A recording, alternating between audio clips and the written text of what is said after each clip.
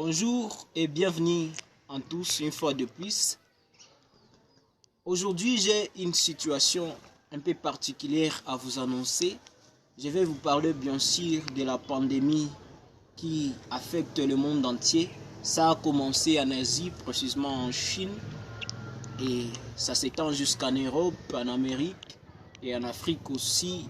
Il y a plusieurs pays qui ont déjà enregistré plusieurs cas. Et aujourd'hui, je me permets de me mettre dans la peau d'un homme de science. Vous savez, je ne suis pas qu'un évangéliste, je suis aussi étudiant à l'INIGOM dans la faculté de sciences sociales, politiques et administratives dans le département des relations internationales. Je me permets donc d'être un analyste politique. Vous savez, en relations internationales, il y a une théorie de néo-idéalisme. Cette théorie stipule que les États ne sont pas tous souverains de la même manière. Il y a des États qui ont le pouvoir de configurer et d'influencer sur la scène internationale. Il y a aussi des États qui ont le pouvoir de configurer seulement sur la scène internationale. Il y a aussi des États qui n'ont ni le pouvoir d'influencer, ni de configurer la scène internationale. Et à cela, les États se permettent de faire faire et d'interdire de faire à d'autres États. Et cette pandémie est venue sous prétexte que les États voulaient à ce qu'ils trouvent une fois de plus encore quelque chose à faire à eux-mêmes pour influencer sur la scène internationale. Je ne vais pas commencer à citer certains États pour ne pas donner une fois de plus l'occasion à ces États de continuer à maltraiter les autres. Mais une chose aussi est que leurs plans, leurs idées se sont retournés contre eux-mêmes. Peut-être ils pensaient faire quelque chose au détriment des autres, mais ils n'ont pas pu le faire et ça commence à devenir difficile pour eux. Et là, vous pouvez constater que Dieu a un pouvoir. Peu importe qui vous êtes aujourd'hui, riche ou pauvre, chrétien ou païen, incrédule ou atteint,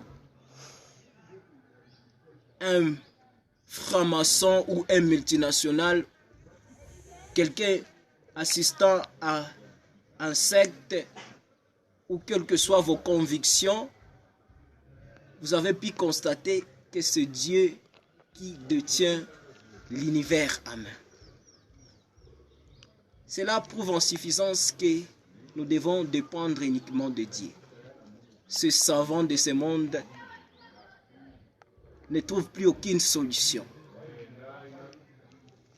Les choses sont devenues mystérieuses pour eux.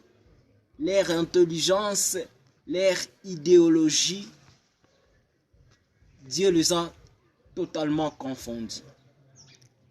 Et c'est le bon moment pour voir combien Dieu est important pour nous. C'est le bon moment pour constater à quel point nous devons dépendre de Dieu. Ce moment aura certainement servi de leçon à plusieurs gens qui se croyaient détenir ce monde. Et j'en appelle aujourd'hui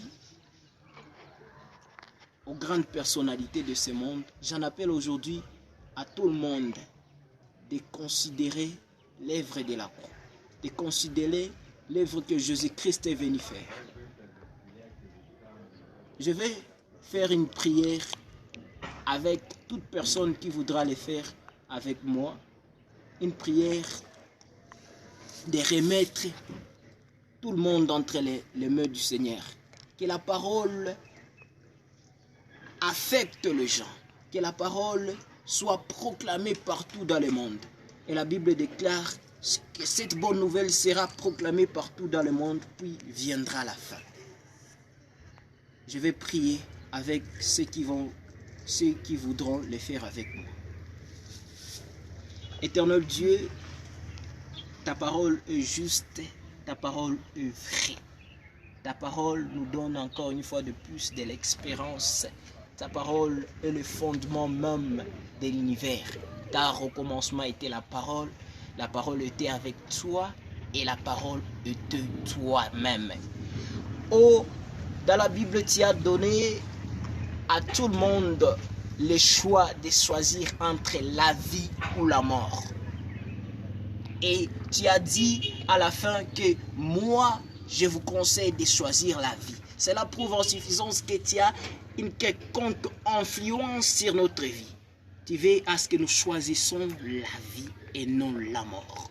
Oh Dieu, touche à toutes ces personnes-là qui étaient dans la perdition, qui étaient dans des convictions qui n'ont pas de sens, qu'ils choisissent la vie telle que tu leur donnes dans la Bible. Jésus, tu es l'unique à qui nous devons croire. Éternel Dieu, que ta lumière se propage partout dans le monde, que ta lumière illumine le monde pour que le monde sache que tu es le Dieu Tout-Puissant. Oh, merci pour ce temps que tu m'as accordé avec celui qui est en train de me suivre à pareil moment. Et je sais, oh Père, que tu es en train de transformer sa vie. Au nom puissant de Jésus-Christ, j'en suis prié. Amen. Que Dieu vous bénisse partout où vous êtes et qu'il vous donne une vie remplie de bonheur et de richesse surtout. J'espère que vous aurez encore à voir mes publications et surtout n'oubliez pas de vous abonner et d'activer la notification pour que nous continuions à nous parler. Merci encore.